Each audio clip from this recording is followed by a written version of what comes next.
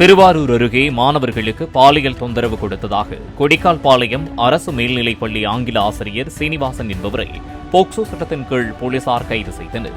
விடைத்தாள் திருத்த உதவிக்கு வருமாறு மாணவர்களை வீட்டிற்கு அழைத்து பாலியல் தொந்தரவு கொடுத்ததாக பெண்கள் மற்றும் குழந்தைகளுக்கு எதிரான புகார்களை பெறும் 1098 எண்ணிற்கு தகவல் வந்ததை அடுத்து விசாரித்து நடவடிக்கை எடுக்கப்பட்டுள்ளது.